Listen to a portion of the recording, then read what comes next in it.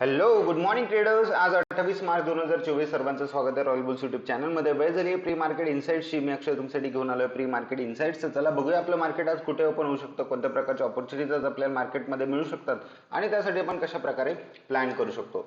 So निफ्टीमध्ये आपण काल बघितलंच असेल, ज्या प्रकारे आपण डिस्कस केलं होतं, जर कधी 21,100 ही लेवल ब्रेक होईल तर 22,000 पर्यंत प्राइस तुम्हाला जाताना दिसू शकते, किंवा खाली जर या ठिकाणी 22,000 ब्रेक झालं तर जवळपास 21,900 पर्यंत प्राइस येताना दिसेल. बट तुम्ही जर बघितलं तर 22,100 हे ब्रेक झालं आणि त्यानंतर 22,000 पर्यंत प्राइस या ठिकाणी गेली.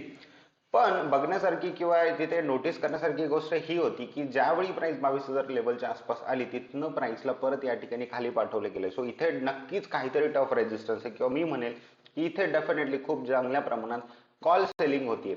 सो एक टफ रेजिस्टन्स आहे 22,000 आणि त्यानंतर खाली सुद्धा 22,200 हा एक टफ रेजिस्टन्स आहे आणि खाली 22,000 जो आहे तो एक चांगला टफ सपोर्ट आहे किंवा स्ट्रॉंग सपोर्ट आहे, आपण असं म्हणू शकतो. ओके, सो प्राइस जोपर्यंत या दोन्ही रेंजच्या बाहेर निघत नाही तोपर्यंत एक तुम्हाला पॉसिबल वन डिरेक्शनल मुवमेंट या ठिकाणी मिळण्याची शक्यता फार कमी. आणि तुम्ही जर बघितलं तर परत प्राइस त्याच रेंजमध्ये क्लोज झाली ज्या रेंज बद्दल आपण रोज इन्साइट्स मध्ये डिस्कस करतोय. आणि ही एक कॅन्डल जर तुम्ही बघाल जी शुक्रवारी या ठिकाणी आपल्याला मिळाली, त्या कॅन्डलचा हाय आणि त्या कॅन्डलचा लो जो काही आहे तो पण एक महत्वाचं सपोर्ट रेजिस्टरचं काम करणार आहे. जसं प्राइस या कॅन्डलच्या बाहेर जाऊन कुठेतरी क्लोज करेल वर किंवा खाली, त्यानंतर एक छान मोमेंटम तुम्हाला बघायला मिळू शकतो मार्केटमध्ये. आता आज निफ्टीची एक्सपायरी आहे आणि त्यात मंथली एक्सपायरी आहे, तर डेफिनेटली मंथली एक्सपायरी वोलेटाईल असतेच. काल तुम्ही बँक निफ्टीची एक्सपायरी बघितलंच असेल.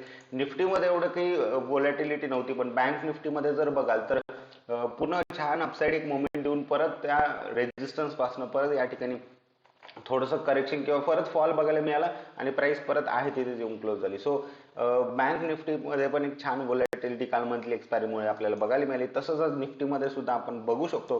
पण शक्यता आता दोन्ही गोष्टींची आहे 50-50% चान्सेस, की एकतर मंथली एक्सपायरी असल्यामुळे काहीच मे बी होणार नाही. ज्या प्रकारे आपण एक रेंजमध्ये अटकलेलो आहोत, तर त्या रेंजमध्येच कुठेतरी आज एक्सपायरी होऊन जाईल आणि पूर्ण फ्लॅट किंवा साईडवेज लोक अपेक्षा करतील की कुठेतरी ब्रेकआउट होईल, पण प्राइस पूर्ण साईडवेज क्लोज होईल किंवा साईडवेज फ्लॅट ट्रेडिंग सेशन आपल्याला आज बघायला मिळेल. ही एक शक्यता आहे.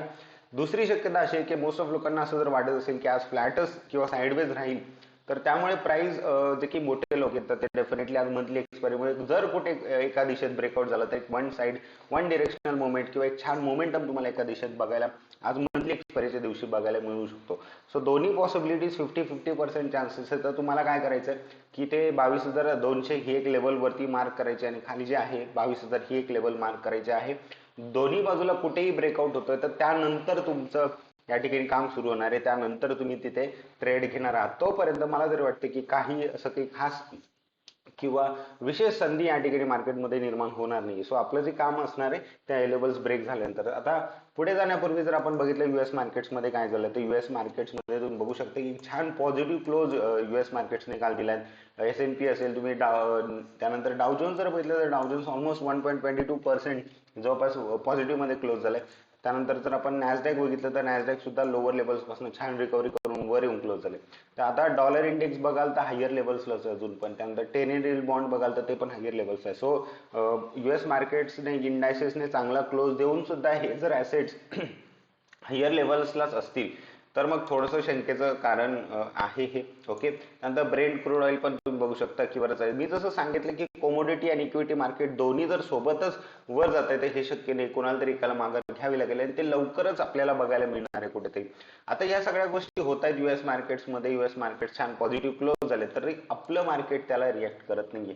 तर तुम्ही जर बघितलं आज गिफ्ट निफ्टी कुठे आहे तर 22,176 जे आपल्याला फ्लॅट ओपन सांगतंय, तर नक्कीच आपलं मार्केट कुठेतरी थोडंसं या ठिकाणी अंडर परफॉर्म करत आहे. सो आज आपण परत फ्लॅट ओपन करू शकतो किंवा छोटेसे गॅप डाऊन सोबत सुद्धा ओपन होऊ शकतो. तर चला छोट्या टाइम फ्रेमवर बघूया की कशा प्रकारे आज प्लॅन करायचा आहे.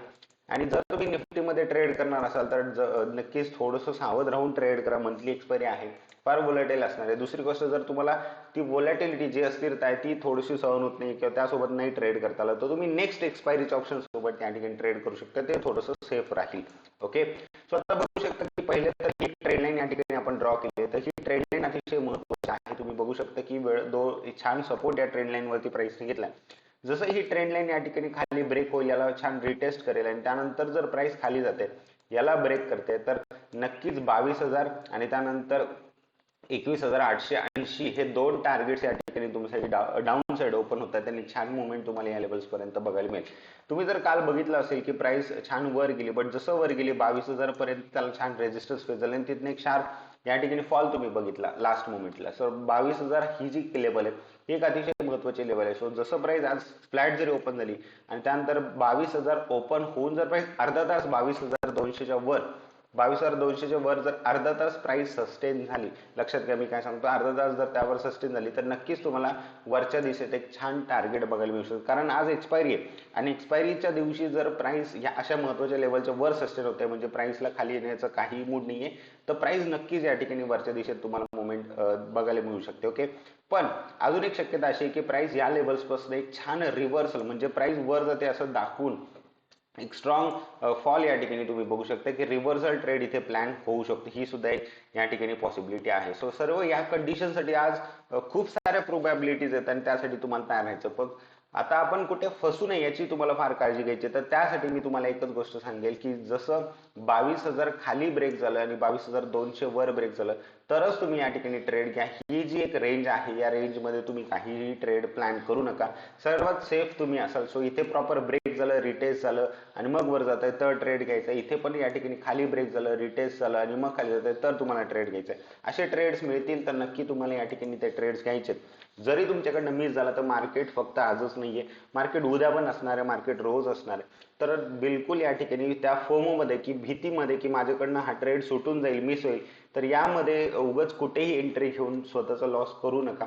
हेच मी सांगेल. कारण मोस्ट ऑफ ट्रेडर्सचं लॉसेसचे जे काही कारण आहे तर हेच असतं की माझ्याकडनं ती ऑपॉर्च्युनिटी, ती संधी आहे ती मिस होऊन जाईल. सो यामध्ये कुठेही रॅन्डमली आणि कुठेही असं ट्रेड घेऊन लॉस करण्यापेक्षा की मार्केटकडे बघणं आणि आपलं जे कॅपिटल आहे ते वाचवणं फार महत्वाचं आहे. जेणेकरून पुढच्या वेळी ज्यावेळी काही संधी असेल आणि तुम्ही तिथे उपलब्ध असाल तर ती संधी तुम्हाला या ठिकाणी घेता येईल. सो जसं प्राइस जरी आज इथे ब्रेक डाऊन केलं आणि जरी खाली आली तर बघा पुढच्या ट्रेडिंग सेशन्समध्ये आपल्याला एक छान ऑपॉर्च्युनिटी तयार होईल आणि प्राइस खूप जास्त खाली येण्याची शक्यता अजून वाढतील. तर नक्कीच पुढे खूप साऱ्या संधी या ठिकाणी उपलब्ध होणार आहे जसं प्राइस या रेंजमधनं बाहेर निघेल. सो या रेंजमधनं एकदा प्राइसला बाहेर तर पडू द्या, त्यानंतर मग आपण त्याकडे बघू शकतो. ओके, सो आज थोडंसं तुम्हाला सेफली ट्रेड करायचं आहे. आज मंथली एक्सपायरी येते, आज मार्च मंथची एक्सपायरी आहे. सो सर्वांनी एप्रिल सिरीजमध्ये आपल्याला एक छान मुवमेंट मार्केटमध्ये बघायला मिळू शकतं. पण आज शेवटचा दिवस आहे तर थोडंसं व्हॉलॅटिलिटी नक्की असणार, त्याशी तुम्हाला डील करायचं आहे. ओके, सो सर्वांनी प्रॉपर मनी मॅनेजमेंट आणि रिस्क मॅनेजमेंट सोबत या ठिकाणी ट्रेड करायचं, प्रॉपर प्लॅन करायचं, प्लॅननुसारच ट्रेड करायचं. भेटूया आपण नेक्स्ट इन्साइट्समध्ये. तोपर्यंत thank you so much everyone. Have a nice day and take care.